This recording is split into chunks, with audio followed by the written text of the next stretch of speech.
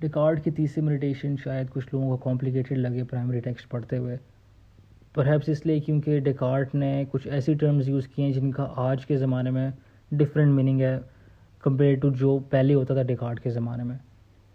तीसरी मेडिटेशन के अंदर डिकार्ड ने अपनी थ्योरी ऑफ आइडियाज़ प्रपोज की है, जो कि उसकी कई और किताबों में भी है, लेकिन मेनली वो मेडिटेशंस के अंदर डिस्कस होती है डिकार्ड की थ्योरी ऑफ आइडियाज़, जिससे वो एंड पे कंक्लूजन ही निकालेगा कि God exist and that God is not a deceiver. डिकार्ड कुछ टर्म्स यूज़ करता है, वो फॉर्मल रियलिटी की बात करता है which basically is the reality intrinsic to something. It is the kind of reality things have in this world. दूसरी तरफ ऑब्जेक्टिव रियलिटी है। ऑब्जेक्टिव रियलिटी अगेन जिस तरह आप इस वर्ड को परसीव करते हैं इसका ये मानी नहीं है। ऑब्जेक्टिव रियलिटी को आप समझ लें reality of an object represented by some idea. So objective reality is the reality of the objects represented by different ideas. और तीसरी टर्म डिकार्ड ने यूज़ की है मोड बेसिकली मॉडिफिकेशन कह लो आप, modification of mind, modification of body, जैसे colour हो गया, शेप हो गया, साइज़, इमेजिनेशन, आइडिया वगैरह।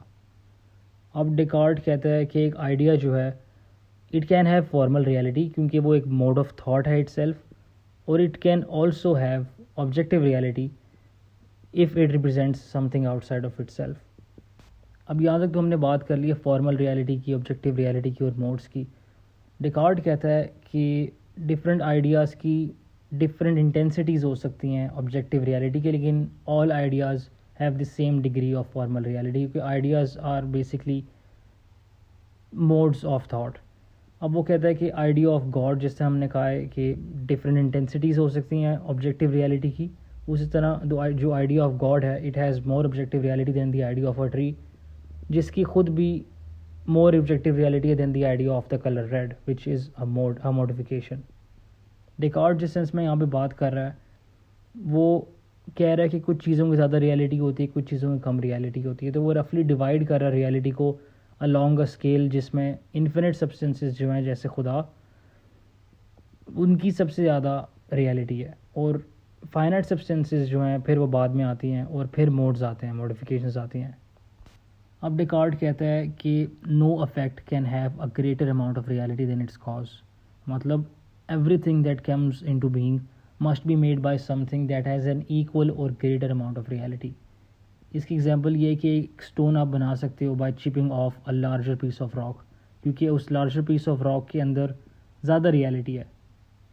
लेकिन एक स्टोन को आप एक कलर फॉर एग्जांपल से नहीं बना सकते, कलर एक मोड है, आप उसको कलर से नहीं बना सकते क्योंकि एक स्टोन के अंदर ज़्यादा रियलिटी है एक कलर से, एक मोड से। डिकार्ड ये भी कहता है कि एक आइडिया का कॉज सिर्फ एक ऐसी चीज़ हो सकती है जिसमें उतनी ही फॉर्मल रियलिटी हो जितनी उस आइडिया के अंदर ऑब्जेक्टिव रियलिटी है। जिस तरह आप मिसाल ले लेंगे, एक आइडिया ऑफ अ स्टोन है, it can only be caused by stone और a large rock, it can not be caused by a colour for example. अब डिकार्ड कहता है कि अगर हम इस कॉजल चेन को ट्रेस करते रहें पीछे पीछे, हम एक ऐसा कॉज ढूंढ सकते हैं जिसमें उतनी ही फॉर्मल रियलिटी हो जितनी उस आइडिया के अंदर ऑब्जेक्टिव रियलिटी है। अगर डिकार्ड लोकेट कर सकता है एक ऐसे आइडिया जिसमें ज़्यादा ऑब्जेक्टिव रियलिटी है जितनी कि डिकार्ड में फॉर्मल रियलिटी है, तो वो कंक्लूड कर सकता है कि there must exist something outside of himself which had to create the idea. लेकिन क्योंकि he has the formal reality of a finite substance, the only thing that has more reality is infinite substance. तो अब वो contemplate करेगा on the existence of God, जिसकी infinite substance है बेसिकली। Descartes कहता है कि गॉड जो है ना वो एक ऐसी सब्सटेंस है जो इन्फिनिट है, इटर्नल है, इम्यूटेबल है, इंडिपेंडेंट है, सुप्रीमली इंटेलिजेंट है, सुप्रीमली पावरफुल है, और जिसने बहुत खुद को और हर चीज़ एवरीथिंग एल्स को क्रिएट किया है। तो वो रियलाइज़ करता है कि जो आइडिया ऑफ गॉड है ना, it must have far more objective reality than he has formal reality. God is an infinite substance, जबकि डिकार्ड सिर्फ एक फाइनाइट सब्सटेंस है। And since the idea of God can not have originated in himself, he concludes कि God must be the cause of this idea and must therefore necessarily exist. अब वो कहता है कि चलो गॉड नेसेसरीली एग्जिस्ट, लेकिन उसको ये आइडिया मिला कैसे डिकार्ड को? ये आइडिया एडवेंटिशियस हो नहीं सकता। एडवेंटिशियस मतलब coming from outside of himself. ना ही ये डिकार्ड ने खुद से क्रिएट किया है, it did not come from with in him. तो ये आइडिया इन्नेट होगा, डिकार्ड कहता है। खुदा ने डेकार्ड को इस आइडिया के साथ ही पैदा किया होगा। अब इस सब के बाद डेकार्ड का बस एसेंशली आर्गुमेंट ये रहा है इस पूरी तीसरी मेडिटेशन के अंदर कि ये कॉजल चेन ऑफ आइडियाज़ है क्या, मतलब इसका फर्स्ट कॉज क्या है। ये कॉजल रीजनिंग पर डिपेंड करता है। ये सजेस्ट ये करता है आर्गुमेंट डेकार्ड का कि the cause of the idea of God must be as great as God himself. शायद मेरा आइडिया खुदा का मेरे बाप से आया हो, मेरे बाप का उसके बाप से आया हो, और आप पीछे जाते रहो और इस कॉजल चेन के एंड पे there is a first cause जो खुदा है। ये डेकार्ड का आर्गुमेंट है एसेंशियली।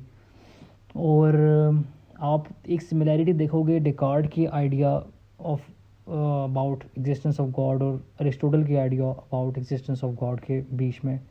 डेकार्ड का आइडिया जो है वो बेसिकली इनके अंदर सिमिलैरिटीज़ ये हैं कि ये दोनों कॉजल चेन्स की बात करते हैं। डेकार्ड बात करता है कॉजल चेन ऑफ आइडियाज़ के बारे में, अरिस्टोटल बात करता है कॉजल चेन ऑफ मटेरियल के बारे में। अरिस्टोटल का आइडिया बस समराइज़ करके आपको बता देता हूँ, वो एसेंशियली बोरो करता है कॉस्मोलॉजिकल आर्गूमेंट से, बल्कि कॉस्मोलॉजिकल आर्गूमेंट तो मॉडर्न टर्म है एक जिसका हमने नाम दिया है। अरिस्टोटल भी वही बात करता है लेकिन कुछ मुख्तलिफ अंदाज में, जिसको हमने और रिफ़ाइन करके आज पेश किया है कॉस्मोलॉजिकल आर्गूमेंट के नाम से। अरिस्टोटल बेसिकली ये कहता है कि हर मटेरियल चीज़ जो है उसको हम डिफ़ाइन कर सकते हैं 4 काइंड्स ऑफ कॉजेशन के साथ। एक आप मिसाल ले लो पॉट ऑफ क्ले की, उसका पहला कॉज है in its 4 kinds of causation, उसका पहला कॉज है उसका मटेरियल कॉज, वो किस चीज़ से बना है। एक पॉट ऑफ क्ले से बना होगा तो वो उसका मटेरियल कॉज है। दूसरा उसकी फॉर्मल कॉज क्या है, उसकी शेप क्या है, उसकी शेप हो सकती है एक ओवल शेप, तो that is its formal cause. उसका फाइनल कॉज क्या है, what purpose that it serve, उसका मकसद क्या है, आप उसमें पानी होल्ड कर सकते हो, so that might be it's final cause. और लास्टली चौथा उसका एफिशिएंट कॉज क्या है, एफिशिएंट कॉज एज इन उसका क्रिएटर कौन है। जी जो पॉट ऑफ क्ले है ना, ये एक मटेरियल चीज़ है, एक मटेरियल थिंग है जिसका एफिशिएंट कॉज यानी क्रिएटर भी एक मटेरियल बीइंग है, यानी इंसान। इस केस के अंदर एक इंसान ने पॉट ऑफ क्ले बनाया और वो एक इंसान उस मटेरियल थिंग का being a material being himself was the creator of another material thing। तो इससे डेमोन्स्ट्रेट एरिस्टोटल ये करना चाह रहा है कि all material things need something outside of themselves to give it the material that it is composed of। No material thing can cause its own existence। तो जो पहली यूनिवर्स में पहली जो मटेरियल बीइंग थी, मटेरियल थिंग थी, dust थी, जो भी था, what did it come out of, वो कहाँ से बनी। क्योंकि अगर हम यहाँ पर अरिस्टोटलियन डेमोन्स्ट्रेटिव मेथड यूज़ करें is equal to B and B is equal to C, then A must be equal to C, वही हम यहाँ पे यूज़ करते हैं कि if material things can not cause themselves to exist and if the first material thing could not be made by something material because it was the first material thing, then it was made by something immaterial। अब वो immaterial चीज़ क्या थी, वो मेरे लिए खुदा था।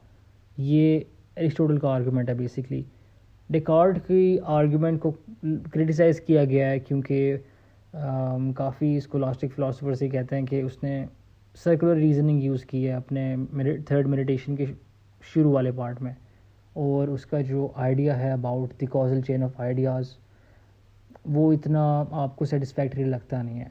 तो ये वीडियो थी थर्ड मेडिटेशन के बारे में। In the next video I will try to summarise the fourth meditation.